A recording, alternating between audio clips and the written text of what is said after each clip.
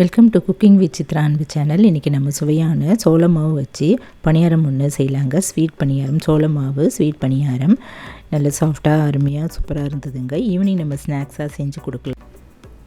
ரெடிமேடாக கிடைக்கிற வெள்ளை சோள மாவு வச்சு இந்த பணியாரம் செய்திருந்தாங்க. இது எப்படி செய்யலான்னு பார்க்கலாம். இப்போ 1 கப் அளவு வெள்ளை சோள மாவு எடுத்துப்போம். 2 டேபிள் ஸ்பூன் அளவு அரிசி மாவு, 3/4 கப் அளவு துருவின வெல்லம், நல்ல பழுத்த வாழைப்பழம் ஒன்று எடுத்துப்போங்க. ஒரு 3 டேபிள் ஸ்பூன் அளவு தேங்காய், 1/4 டீஸ்பூன் அளவு ஏலக்காய் தூள், பிஞ்ச் ஆஃப் பேக்கிங் சோடா எடுத்துக்கலாம்.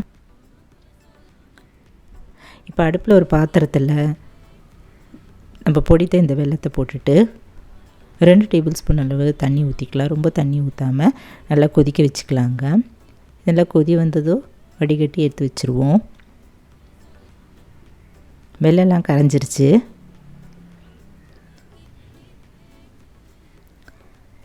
இப்போ இந்த வாழைப்பழமும் நல்லா கனிஞ்சு ரொம்ப நல்லா பழுத்த வாழைப்பழமாக எடுத்துக்கலாங்க. இதை நல்லா கட் பண்ணிவிட்டு நம்ம மேஷ் பண்ணிக்கலாம். ஃபோர்க்கில் வச்சு மேஷ் பண்ணிக்கலாம்.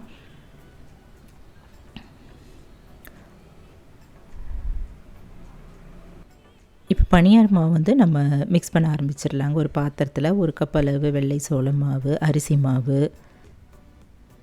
மேஷ் பண்ணி வச்சுருந்த வாழைப்பழம், ஏலக்காய் தூள், பேக்கிங் சோடா, துருவின தேங்காய் எல்லாம் போட்டுக்கலாம். இப்போ நம்ம வடிகட்டி எடுத்து வச்சுருந்த வெள்ளைப்பாகு இதில் ஆட் பண்ணிக்கலாங்க. இது நல்லா ஆறிடுச்சு.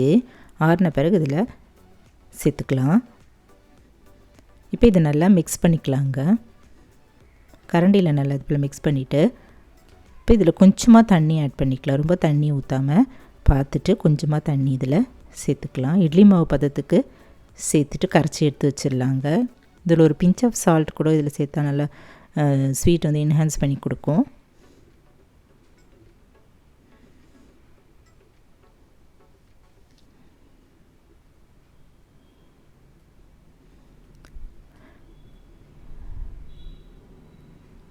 இது போல் நல்லா கரைச்சி எடுத்து வச்சுருவாங்க. இட்லி மாவு பதத்துக்கு கரைச்சி எடுத்து வச்சுருவோம். அடுப்பில் பனியார கல் போட்டுட்டு கொஞ்சமாக இதில் எல்லா குழியிலையும் நம்ம நெய் ஊற்றிக்கலாம். நெய் ஊற்றிட்டு பிறகு வந்து நம்ம கடலை எண்ணெயும் கொஞ்சமாக ஊற்றிக்கலாம். இப்போ ஒவ்வொரு குழியிலையும் மாவு இந்த கரைச்சி வச்சுருந்த மாவை ஃபுல்லாக ஊற்றாமல் மாவு வந்து 3/4 சைஸ் அளவு ஊற்றிட்டு மூடி வச்சுருவாங்க. நல்லா 3 நிமிஷம் மீடியம் ஃப்ளேமில் நல்லா வேகட்டும். ஒரு பக்கம் நல்லா வெந்த பிறகு திருப்பி போட்டு இன்னொரு பக்கமும் ஒரு 1லேருந்து 2 நிமிஷம் வரைக்கும் வெந்த பிறகு நல்லா செவந்த பிறகு நம்ம எடுத்து வச்சிடலாம். அருமையான டேஸ்டான மில்லட் பணியாரம் தயாராகிடுச்சுங்க. வெள்ளை சோள மாவு வச்சுட்டு நான் இதை செய்திருந்தேங்க. அரிசி மாவு வச்சு பண்ணுற பணியாரம் போலயே ரொம்ப டேஸ்ட்டாக ரொம்ப அருமையாக இருந்தது. மில்லட் பணியாரம் நான் சோள மாவு வச்சு சூப்பரான இந்த ஸ்வீட் ரெசிபி பண்ணியிருந்தேங்க. நீங்களும் இதை ஒரு முறை ட்ரை பண்ணி பார்த்துட்டு எப்படி இருக்குன்னு சொல்லுங்கள். ஈவினிங் ஸ்நாக்ஸ் கேட்டால் இது போல் சத்தானதாக டேஸ்டியாக செய்து கொடுக்கலாம். நம்ம மார்னிங்கு இதை டிஃபனுக்கு செய்து கொடுக்கலாம், ஈவினிங்கு ஸ்நாக்ஸாகவோ செய்து கொடுக்கலாங்க. இந்த வீடியோ பிடிச்சதுன்னா என்னோடய சேனல் சப்ஸ்கிரைப் பண்ணிக்கோங்க. தேங்க்ஸ் ஃபார் வாட்சிங். நன்றி, வணக்கம்.